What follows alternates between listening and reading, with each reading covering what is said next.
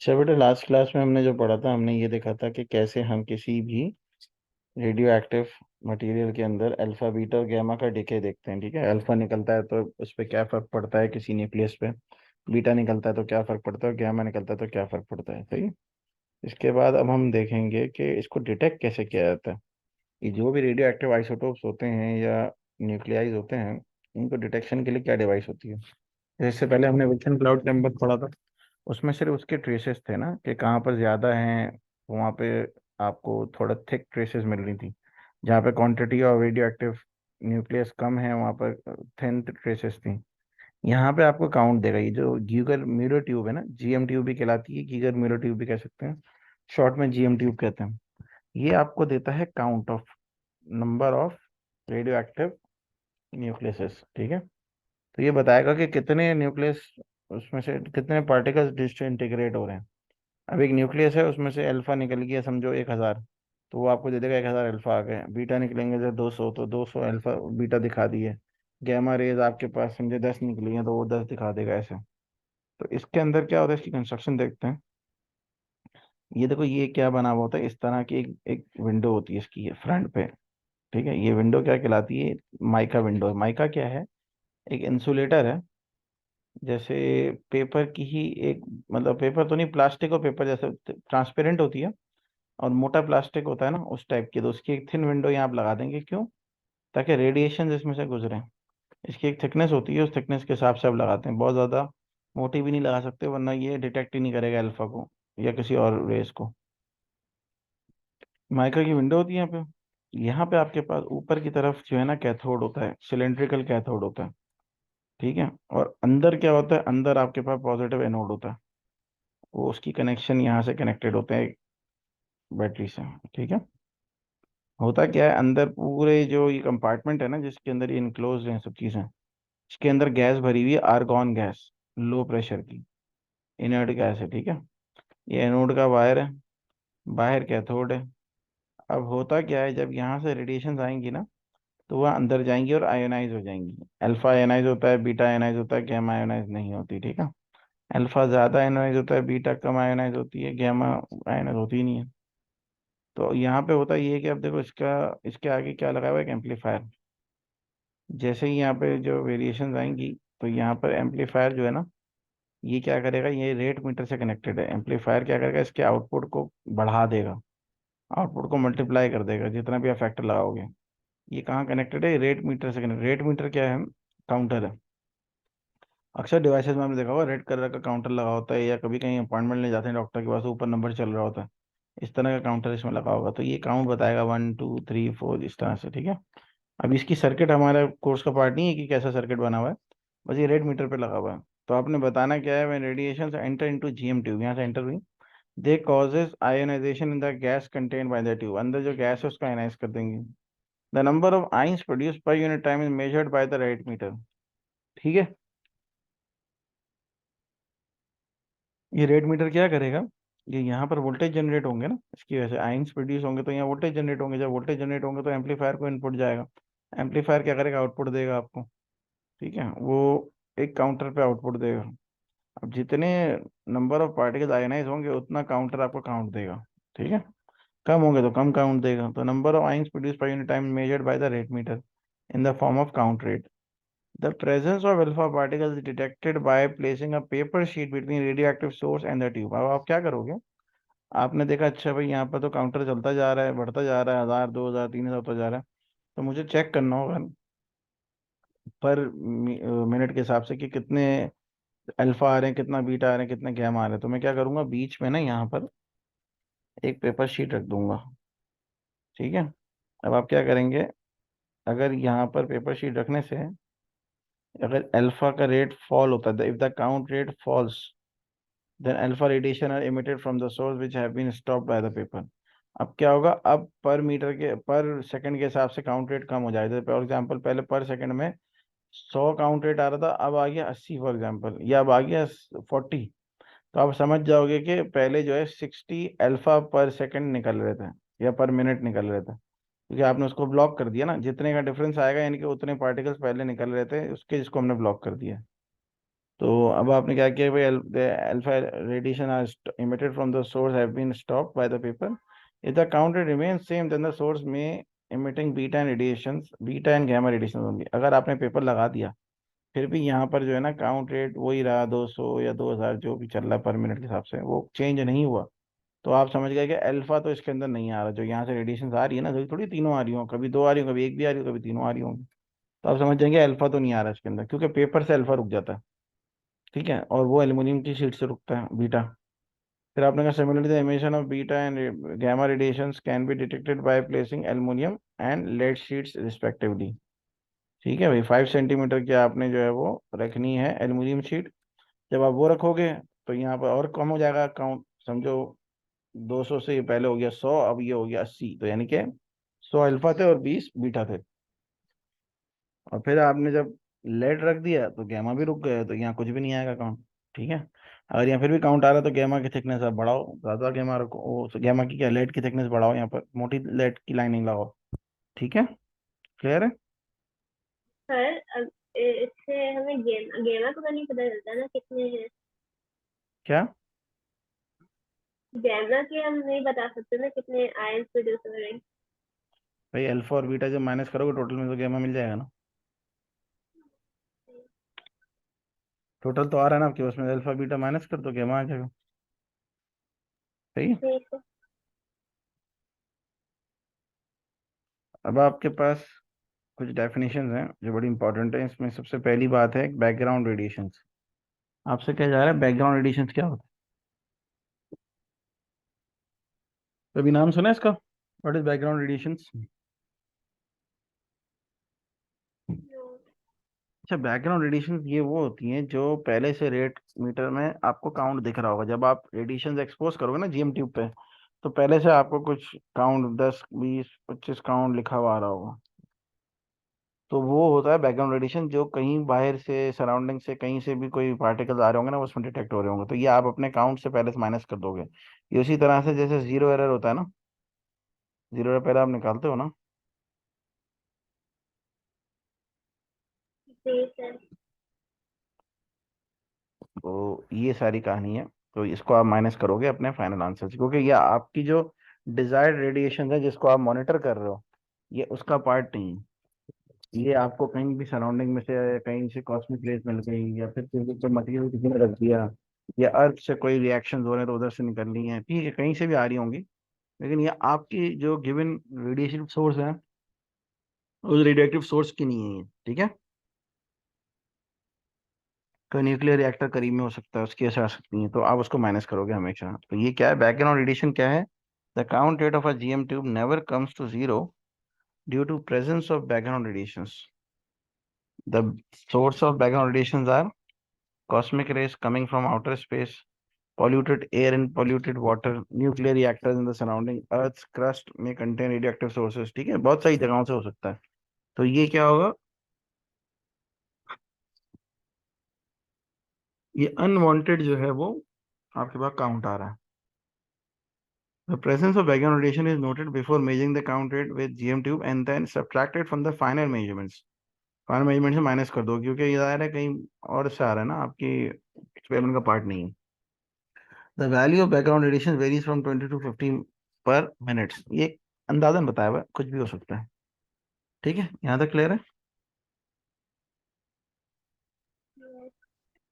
अच्छा, इसके बाद ये तीन बड़ी इंपॉर्टेंट डेफिनेशन है जो मैंने रेडियो एक्टिविटी की डेफिनेशन में शुरू में आपको बता दिया था, कि तीन पार्ट्स हैं इसके जो हमें समझने हैं। पहला क्या है, radioactive decay. What is radioactive decay? The spontaneous and random emission of radiations from unstable nuclei is called radioactive decay. Radio decay की जो डेफिनेशन है वो क्या कहती है, स्पॉन्टेनियस यानी कि खुद ब खुद, पहले देखते हैं कैसे होता है, रैंडम एमिशन ऑफ रेडिएशंस, और कहाँ से, from the nucleus of, from unstable nuclei is called radioactive decay. ठीक है ना, तीन मेजर पोर्शन है, spontaneous, random emissions, unstable nuclei. ये रिएक्टिव डीके की डेफिनेशन है, रिएक्टिविटी की डेफिनेशन है। स्पॉन्टेनियस क्या, radiation emit by their own, खुद ब खुद, कोई फोर्स नहीं है, फ्रॉम अनस्टेबल न्यूक्लियाई, ऐसे न्यूक्लियाई जो खुद अनस्टेबल टूटते जा रहे हैं, The emission of radiation is not affected by any external changes like temperature, pressure, electric and magnetic field, etc. यानी कि इन ये रेडिएशन जो है वो किसी मौसम की वजह से, कोई एक्सटर्नल फोर्स की वजह से नहीं निकलती, ये इनकी अपनी नेचुरल प्रॉपर्टी होती है जिसकी वजह से ये रेडिएशन निकालते हैं। ऐसा नहीं होगा कि आप बोल लो भाई आज हाई टेम्परेचर है तो ये रेडियो एक्टिव बन जाएगा, कोई भी एलिमेंट, ऐसा नहीं है। उसकी नेचर में होगा तो वो रेडियो एक्टिव रहेगा, वरना नहीं होगा भी, ठीक है। तो सच emission of radiations which is not dependent on the external factor is called a spontaneous decay. Spontaneous, spontaneous मतलब by their own, खुद ब खुद। Then third thing is random decay. Radioactive emission occurs randomly over space and time. ये बड़ी important बात है। Random decay का मतलब ये है कि पहले कौन निकलेगा फिर कौन निकलेगा, ऐसा कुछ नहीं है। रैंडम है, कोई भी डिके पहले हो सकता है, कोई भी जो है वो आपके पास पार्टिकल पहले निकल सकता है तीनों में से, ठीक है। कोई पैटर्न नहीं है फिक्स, रेंडमाइजेशन है इसके अंदर। ऐसा नहीं होगा पहले अल्फा खत्म हो जाएंगे फिर बीटा खत्म होगा फिर गैमा खत्म होगा, नहीं। हाँ, तीनों का अपना पेनिट्रेशन का स्टाइल अलग होगा, एनाइजेशन अलग होगी, ठीक है। तो ये नहीं हो सकता कि पहले ये जाएगा फिर ये जाएगा, नहीं। काउंट वाइज भी जो है ना एक प्रोडिक्शन है आपके पास कि इतने इतने काउंट ओवर द टाइम खत्म हो रहे होंगे, लेकिन 1 सेकंड में इतना, 2 सेकंड में इतना, 3 सेकंड में इतना लीनियर काउंट नहीं आ रहा हो, ठीक है। In other words, it is impossible to state exactly which nucleus and exactly when a particular nucleus will decay, ठीक है ना। अब आपके पास इतने न्यूक्लियस हैं, कौन पहले किस तरह डिके हो रहा है कोई पता नहीं है।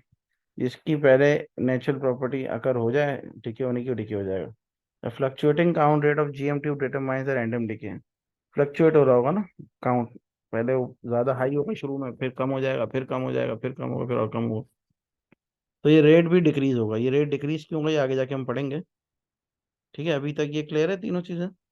रेडियो एक्टिव डिके होता क्या है, इसमें स्पॉन्टेनियस का क्या मतलब है और रैंडम डिके का क्या मतलब है, सही है। यस। बस। गुड। के बाद एक बड़ी इंपॉर्टेंट प्रॉपर्टी आती है जो किसी भी न्यूक्लियर एलिमेंट की वजह से हम देख पाते हैं, वो होती है हाफ लाइफ। हाफ लाइफ जो है ना, ये प्रोडिक्शन है, कैलकुलेशन है कि एलिमेंट में कितने अभी न्यूक्लियस हैं जो डिके होने रह गए हैं, ठीक है। तो ये हाफ लाइफ है, यानी कि ये वो टाइम है जिसमें कोई भी पेरेंट न्यूक्लियाई आधा कन्वर्ट हो जाता है डॉटर न्यूक्लियाई में, ठीक है। जैसे फॉर एग्जांपल आपने लिया यूरेनियम। अब यूरेनियम के आपके पास, आपको पता है एक सैंपल आपने लिया है जितने ग्राम का लिया उसके अंदर फॉर एग्जांपल आप 1 मिलियन जो है ना वो है रेडियो एक्टिव न्यूक्लियस है। अब फॉर एग्जांपल ये 10 10 महीने में जाके जो है ना 5 लाख हो गए। 1 मिलियन 10 लाख होता है ना, तो ये 10 महीने में जाके फॉर एग्जांपल ले रहा हूँ मैं, तो 5 लाख हो गए। तो आप कहोगे इसकी हाफ लाइफ कितनी है, 10 मंथ्स। तो 10 मंथ्स में ये आधा हो रहा है। फिर अगले 10 मंथ्स में कितने हो जाएंगे, 2.5 लाख हो जाएंगे। फिर अगले 10 मंथ्स में कितने हो जाएंगे, 1.25 लाख हो जाएंगे, ठीक है। तो ये हर साइकिल में हाफ होते जाएंगे, खत्म होते जाएंगे डिके। तो यानी कि डिके का रेट क्या हो गया, कम हो गया। पहले 5 लाख गिरे, फिर 2.5 लाख गिरे, फिर 1.25 लाख गिरे, इनके क्वांटिटी कम हो रही है, लेकिन होंगे एग्जैक्टली हाफ। और टाइम भी कांस्टेंट होगा, हर 10 महीने बाद हाफ होंगे, ठीक है। तो this is called half life. The half life of a sample of radioactive substance is defined as the time taken from half of the unstable nuclei to decay. Exactly half. For example, if capital N is the number of original radioactive nuclei and N upon 2 is half the number of original radioactive nuclei remaining, hence the time taken for N nuclei to decay until N upon 2 nuclei are left behind is called half-life time. ठीक है? Therefore, the time taken to decay to N upon 4 will be have two half-lives. ठीक है, तो 2T हो जाएंगे and so on, जैसे cycle है। पहले एन थे, अब ये एन से अक्सर स्टूडेंट को समझ नहीं आता, तो मैं ले लेता हूँ उसको। लेट से 100, पहले 100 थे, फिर 50 हो गए 100/2, फिर इसके बाद 25 हो गए 100/4, फिर उसके बाद कितने हो गए भाई 12.5 100/8, ठीक है ना। इतने इसके आपके न्यूक्लियस थे, कम होते गए। अच्छा, ये हाफ लाइफ है, फॉर एग्जाम्पल कितनी देर में हो रहा है ये हो रहा है 1 आवर में, एग्जाम्पल ले रहे हैं। तो अगला भी 1 आवर में होगा, ये टाइम सेम रहेगा, ठीक है। यानी कि आप कहोगे 3 घंटे बाद जो है ना 100 से 12.5 हो गए इसके न्यूक्लियस, ठीक है। बात समझ में आ रही है। होंगे हाफ ही, लेकिन वैल्यू कम हो जाएगी। देखो ना, इन दोनों का डेल्टा निकालूंगा तो 50 निकलेगा, इन दोनों का निकालूंगा तो 25 निकलेगा, इन दोनों का निकालूंगा तो 12.5 निकलेगा। डेल्टा तो कम हो गया, लेकिन होंगे हाफ। तो इस तरह के कर्व, अगर इसका हम ग्राफ प्लॉट करें, इसको हम कहते हैं half life from decay curve. तो the number of radioactive nuclei decreases exponentially, देखो एक्सपोनेंशियली डिक्रीज हो रहे हैं। The exponent decrease of nucleus given in the decay curve, इस तरह का इसका कर्व बनेगा। यानी सबसे पहले आपके पास जब एन नंबर ऑफ थे न्यूक्लियस, तो आपने कहा ये एन का आधा कितना हो गया, n/2। ये देखो ना, ये आधा हो गया। ये कितनी देर में हुआ, ये टी हाफ में हुआ। अब अगली टी हाफ जो अब अगर होगी तो ये n/4 हो जाएंगे। तो ये n/4 जो है वो ये हो गए। ये थोड़ा सा इन्होंने मार्किंग यहाँ सही नहीं की हुई, मैं इसको प्रॉपर मार्क कर देता हूँ लाइक दिस। कि अगर अगर मैं इसको कहता हूँ ये हाफ है, n/2, ये n/4, तो ये टी हाफ हो गए, ये 2 टी हाफ हो गया, और ये n/8 हो गया, तो ये 3 टी हाफ हो गया, तो n/8 हो गया। अब देख रहे हैं कि बिटवीन गैप्स कितने कम होते जा रहे हैं। ये गैप कितना बड़ा है, पहला वाला, दूसरा गैप छोटा है, तीसरा गैप और छोटा है। ठीक है। तो ये कर्व क्या बन रहा है, एक्सपोनेंशियल कर्व बन रहा है। एक्सपोनेंशियल का मतलब ये होता है कि पहले बहुत ज्यादा ड्रॉप आता है, फिर कम ड्रॉप आता है, फिर कम आता है, और एक वक्त के बाद बिल्कुल ना होने के बाद ड्रॉप आता है। तो ये कभी भी स्ट्रेट लाइन नहीं होगा। It will always be parallel, but will not touch to the X axis. अगर स्ट्रेट लाइन हो गया तो जीरो हो गया ना। जीरो ग्रेडियंट का मतलब नो चेंज। ऐसा नहीं होगा, बस ये हमेशा अप्रोच करता रहेगा जीरो को, लेकिन कभी जीरो होगा नहीं। इसको कहते हैं एक्सपोनेंशियल डीके कर्व। ठीक है, बस अपडेट कर लो इसको।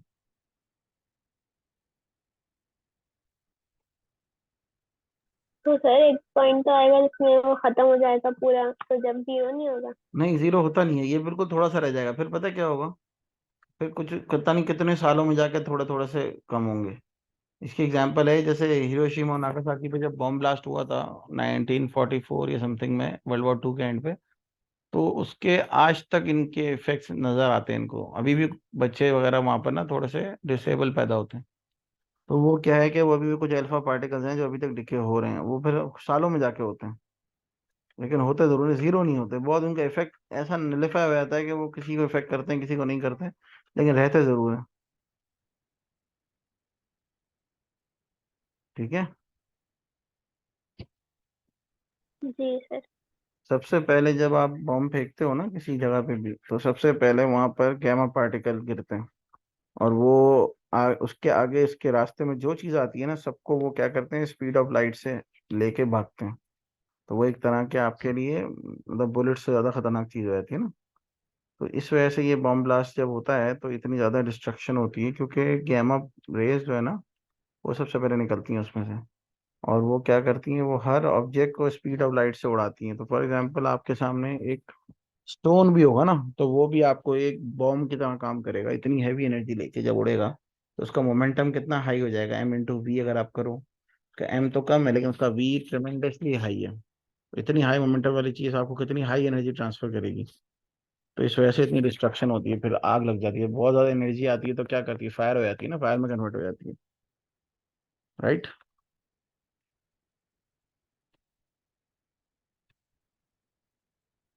जब प्रिकॉशंस की बात करते हैं, read the time from graph, ये तो खैर हमने समझा दिया। Precautions of handling radioactive sources radiation, क्या क्या प्रिकॉशंस हैं इनको हैंडल करने की। To prevent exposure to radiation the following precaution needs to be taken. अब रेडियो ये प्रिकॉशंस अक्सर पेपर में आती हैं, आपको याद रखनी जरूरी है, इसको डायरेक्टली आप लिख दीजिएगा। Store the radioactive material in lead box, lead box में रखेंगे तो क्या होगा, लेड प्रिवेंट करती है, रोक लेती है ना, ब्लॉक कर लेती है तमाम तीनों को। ठीक है। Wear the lead line gloves and suits in the radioactive lab. Shift the radioactive material with tongs and forceps. Tongs and forceps वो होते हैं मेटल के टूल्स होते हैं, जिससे इनको पिक किया जाता है। अगर आपने देखा हो कहीं मूवीज वगैरह में, जैसे डॉक्टर्स वगैरह पर बुलेट निकालते हैं, तो एक मेटल के टोंग्स एंड फोर्सेप्स उठा के निकाल के उसमें एक बिन बिन में फेंक देते हैं। Avoid drinking and eating during the lab experiment with radio active nuclei, क्योंकि उसके इफेक्ट्स खाने की चीजों पर पड़ सकते हैं। Hang the radioactive precautionary symbol in the region way radiation are present. ये इस तरह का सिंबल आप देखें एक्सरे रूम के बाहर लगा होता है, यहाँ पे एक्सरे हो रहा होता है ना, वहाँ पे बाहर ही सिंबल लगा होता है। इसका मतलब रेडियोएक्टिव एक्सरे क्या है, एक्सरे भी रेडिएशन है ना, तो ये रेडिएशन का सिंबल है। और यूजेस क्या है रेडियो एक्टिविटी के, फॉर स्टेरिलाइजिंग मेडिकल इंस्ट्रूमेंट्स। जो मेडिकल इंस्ट्रूमेंट्स होते हैं ना, जब भी सर्जरीज वगैरह होती हैं तो वो इससे स्टेरिलाइज होने के काम आते हैं। Bacteria and viruses are killed on exposure to gamma radiation. Gamma radiation जो है वो कैंसर्स को भी ऑपरेट करती हैं और बाकी बैक्टीरियाज को भी, तो स्टेरिलाइज करने का काम आता है। The radiation are used as a tracer in medical as well as in industry. ठीक है, ट्रेसर्स की तरह यूज होते हैं। For example tracer elements are use to check the thyroid glands and brain tumors, wear and tear at moving parts of machinery, leakage of water from the underground water pipes। देखो industry में कैसे use होते हैं, जहाँ पे leakages होती हैं वहाँ पे क्या करते हैं, अब इनको थ्रू कराते हैं तो इनकी पेनिट्रेशन बहुत हाई होती है ना, तो ये गैप्स छोटे छोटे गैप से गुजर जाते हैं। आपको दूसरी एंड पे जब रिसीव होंगे तो बता देंगे कि यहाँ गैप था। ठीक है, तो leakage of water underground pipes में या फिर मूविंग पार्ट्स मशीनरी में वियर एंड टेयर देखने के काम आते हैं। और मेडिकल पर्पज में थायरॉयडल ग्लैंड्स होते हैं ना, उनको और ब्रेन ट्यूमर को रिफ्लेक्ट करेंगे या उनके पाथ्स ट्रेस करने के काम आते हैं। तो आप कभी भी एमआरआई वगैरह करवाते हैं ना, ब्रेन ट्यूमर्स इसी के थ्रू डिटेक्ट होते हैं। अरे आपका टॉपिक नहीं है तो अब आप A2 में पढ़ेंगे इसको डिटेल में कि कैसे होते हैं। बड़ा जबरदस्त टॉपिक है ये, एमआरआई के, सीटी स्कैन के। अब तो एक नई टेक्नोलॉजी भी आ गई, पीईटी, पॉजिट्रॉन इमिशन टोमोग्राफी। उसमें तो बाकायदा आपको थ्रू इंजेक्शन जो है ना, रेडियो एक्टिव आइसोटोप्स इंजेक्ट किए जाते हैं आपकी बॉडी में। वो पूरी बॉडी में रिएक्ट जाता है, हर इलेक्ट्रॉन के साथ रिएक्शन करके उसकी इमेज बना के आपको दे देता है, फिर वापस वो निकल जाता है through your pores and sweats. के बाद क्या है uses, deep penetration of camera is used to detect faults in welding inside cracks of machine और इंजन एक्सेट्रा। द gamma rays are used to also used to check the thickness of rolled sheets of metal, paper और plastic. अच्छा देखो इसमें कैसी use होंगी, जिनसे ये ब्लॉक होती हैं, तो जितनी ज़्यादा शीट की थिकनेस होगी उतने ब्लॉक होंगे ये। तो ये आपको थिकनेस की प्रोपोर्शनल वैल्यूज बताएंगी। ये इंडस्ट्रीज में इस तरह यूज होती हैं कि इसके आगे लिख देते हैं तो वो रेट मीटर पे काउंट गिरता है, उसके कोरस्पॉन्डिंगली आपको थिकनेस मेजर करके दिखाया था ये। Due to fission process of uranium, electrical energy is produce in the nuclear reactors. ठीक है, अच्छा ये जब तक हम पढ़ेंगे नहीं आपको मैं इतना ज़्यादा बता नहीं पाऊंगा। आगे हमारा प्रोसेस है जिसे हम कहते हैं फिजन प्रोसेस। फिजन प्रोसेस क्या होता है, फिजन प्रोसेस में ये होता है कि एक बड़ा रेडियो एक्टिव न्यूक्लियस जो है ना वो टूटता है दो तीन छोटे न्यूक्लियस में। जब वो टूटता है ना तो उनकी अपनी एक बाइंडिंग एनर्जी होती है, वो रिलीज होती है उसके अंदर। तो वो बहुत हाई एनर्जी होती है जो न्यूक्लियर रिएक्टर्स को रन कराती है, और उससे हम क्या करते हैं, इलेक्ट्रिसिटी जनरेट करते हैं। This is another method of generation of electricity. तो इसलिए कह रहे हैं due to fission process uranium, electrical energy is produce in the nuclear reactors. तो वो फिर टरबाइन को घुमाएगी होती तेजी से, तो आपको फिर एनर्जी ज़्यादा मिलेगी। This is the very cheapest and very efficient kind of electricity generation method. Then we have cobalt.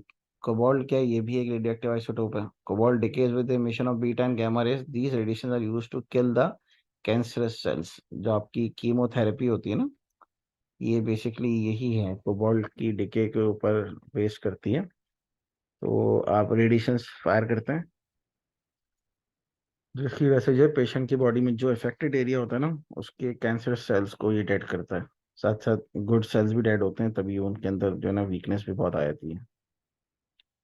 अच्छा भाई, आगे चलते हैं। Radio active carbon 14 is present in small amounts in the atmosphere. Living plants absorb carbon 14 and therefore become slightly radioactive. When a tree decays, the radioactive carbon present inside it will be begin to decay. By measuring the activity of carbon-14, the age of the archaeological findings can be determined. The procedure is called carbon dating. ये क्या है? देखो carbon 14 जो है वो reactive basis पे इसमें present होता है एटमॉस्फेयर से प्लांट्स के अंदर। तो जब प्लांट्स डिके होते हैं, यानी कि टूटते हैं गिरते हैं, तो फिर उनका जो रिएक्टिव आइसोटोप होता है ना कार्बन का, वो भी डिके होना शुरू होता है।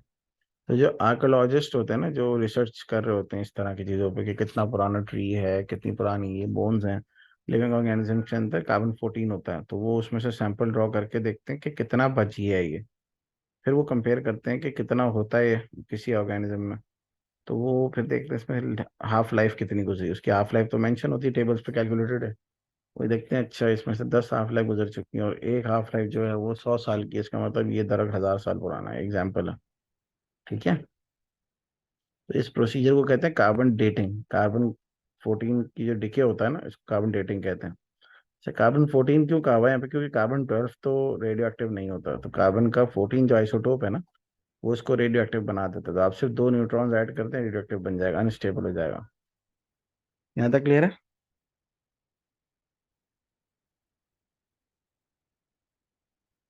अच्छा भाई, यहाँ पे हम पढ़ते हैं आइंस्टाइन मास एनर्जी इक्वेशन, जो हमने पहले भी पढ़ी थी एनर्जी वाले चैप्टर में, लेकिन वहां पर शायद ये इतनी वैल्यूएबल नहीं लग रही होगी जितनी यहाँ लगेगी आपको। मास can be changed into energy and energy can be changed into mass. That mass energy are interchangeable by the equation of Einstein, that is E is equal to mc square. इसमें Einstein ने क्या समझाया, Einstein ने कहा कि भाई कभी भी ना कोई मास अगर ड्रॉप होता है किसी रिएक्शन के उसमें रिजल्ट में, तो वो मास कहीं जाता नहीं है, वो कन्वर्ट हो जाता है एनर्जी में। क्योंकि कंजर्वेशन है ना, दुनिया भर में जो भी मास है वो कांस्टेंट है, जितनी एनर्जी वो भी कांस्टेंट है। वो कह रहा है कि अगर वो मास कहीं आपने लॉस्ट होते हुए देखा ना, एक रिएक्शन स्टार्ट किया एक 10 kg की चीज की, वो 5 kg की रह गई, और वो एंड ऑफ द रिएक्शन किसी और प्रोडक्ट में भी कन्वर्ट नहीं हुई, बाय प्रोडक्ट में भी कन्वर्ट नहीं हुई, तो फिर वो एनर्जी में कन्वर्ट हुई है। ये उसका कॉन्सेप्ट था।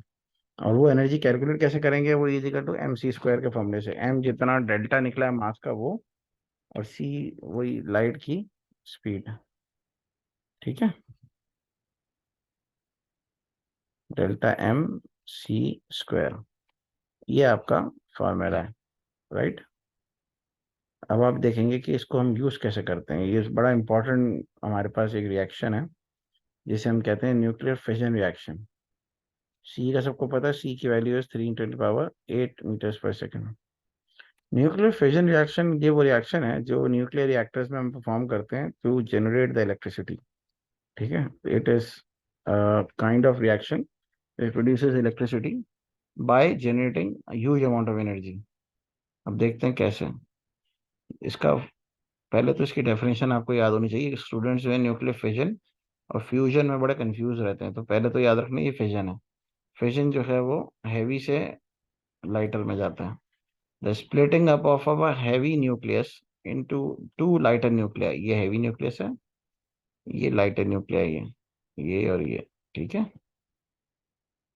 The splitting up of a heavy nucleus into two lighter nuclei with the release of energy, ये एनर्जी बहुत हाई एनर्जी होती है, is called fission. The fission reaction is describe by this equation. इस equation में क्या है, uranium 235 नीचे 92 है, 235 मास नंबर है, 92 प्रोटॉन नंबर है। ये क्या होगा, ये बम्बार्ड करेंगे इसको हम किससे, न्यूट्रॉन से।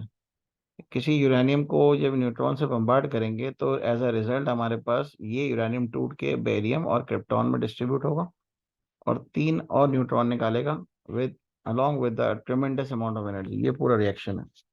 तो whenever we bombard uranium 92 235 with a neutron, as a result, it will produce two byproducts, that is barium and krypton, with the release of 3 neutrons and tremendous amount of energy। ये क्यों होता है, इसको start करने की भी अपनी एक कंडीशन है। ऐसे ही नहीं है आपने हाथ में न्यूट्रॉन उठा के मारना शुरू कर दिया, खैर हाथ में तो न्यूट्रॉन आप ले भी नहीं सकते। तो इसकी एक रिएक्शन का स्टार्टिंग पॉइंट होता है, वो पॉइंट के लिए कुछ टेम्परेचर रिक्वायर्ड होता है। पहले आपको शुरू में उतना टेम्परेचर उतना पॉइंट लाना पड़ेगा, उसके बाद ये अपने आप रिएक्शन करना शुरू कर देगा। फिर आपको बेरियम, बेरियम कितना है भाई, 141 है मास नंबर, 92 क्रिप्टॉन, एक मिनट, सही है, क्रिप्टॉन का 92 है, इसको ऐड कीजिएगा जरा, 141 प्लस 92,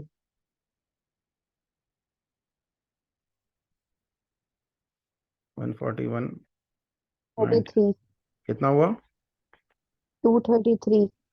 233। इसके अंदर फिर आपने 3 न्यूट्रॉन ऐड कर दिए,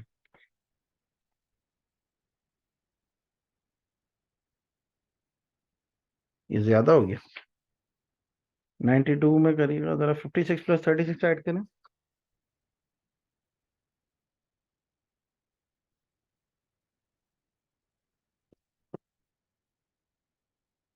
56 प्लस थर्टी और सिक्स टू। 92 हो गया। यहाँ पे बैलेंस सही है, यहाँ जीरो है तो जरूरत नहीं है, तो यहाँ तो 92 ऑलमोस्ट बैलेंस है। अच्छा, जरा सा इसको दोबारा ऐड कीजिएगा, 141 + 92, 141 + 92, इट इज 233। ओके। और इसमें जो है आप ऐड करेंगे, ये पे 235 नहीं 236 ही होगा, यूरेनियम 236 होता है, इसमें स्प्लिट होता है। ठीक है, इसको 236 कर दें आप, यूरेनियम इज नॉट 235 है, क्योंकि ये बैलेंस नहीं करेगा इक्वेशन को अपनी, क्योंकि मास हमेशा बैलेंस होना चाहिए ना। इसको 236 करें। यूरेनियम के दो तरह के हमारे पास आते हैं आइसोटोप, 235 भी आता है, 236 भी आता है।